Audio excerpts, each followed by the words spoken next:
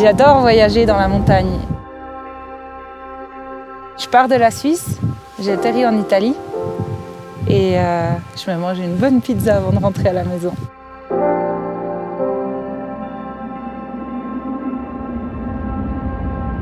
Sur des sauts de montagne comme celui-ci, on a beaucoup de matériel. Crampons dans l'avant de mes jambes, le piolet accroché à la jambe gauche, les bâtons, encore un peu de nourriture, ma bouteille d'eau dans la poche sous les fesses. Et je fais des essais en fait de départ pour être sûre que tout ce matériel ne me gêne pas au moment de la poussée, parce que le moment de la poussée c'est super important, et aussi pendant le vol.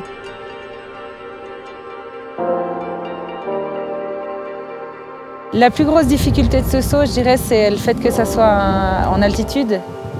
On a très peu souvent des magnifiques conditions en altitude, sans vent. L'accès, il est vraiment long. Là, on a mis 8 heures pour arriver jusqu'au départ du saut depuis la cabane Nifetti. Et pourtant avec des bonnes conditions. Mais vu qu'on doit faire toutes les arêtes, toutes les petites pointes, eh ben, ça prend du temps.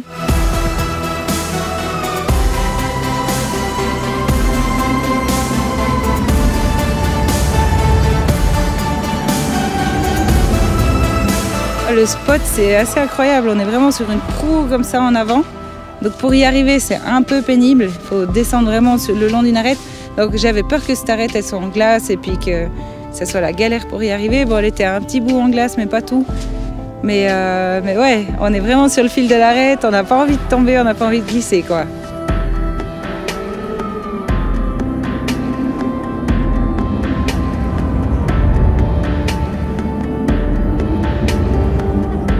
C'est comme on se disait avec Kim là-haut, on se disait « Ah, c'est quand même là qu'on est bien ».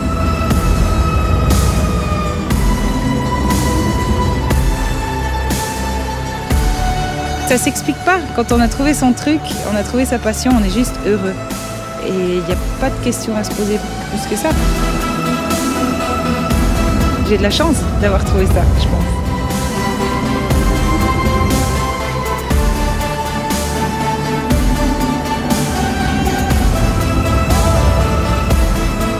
Disons qu'arriver au sommet d'un saut, quand on ouvre un saut, il y a une tension supplémentaire, c'est clair.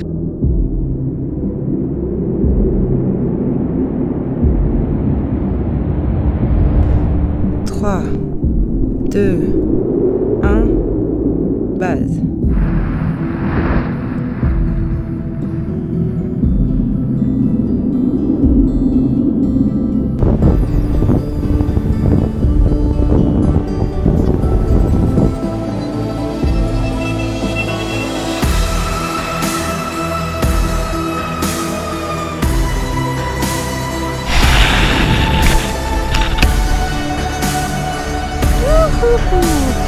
Wow.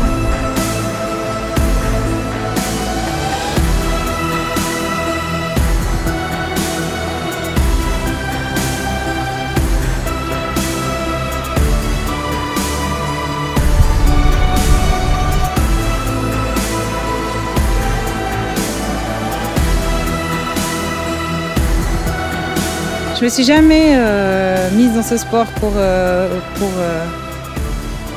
être connue ou quoi. Je sens que c'est ça que je dois faire, c'est tout. Et c'est ça qui me rend heureuse.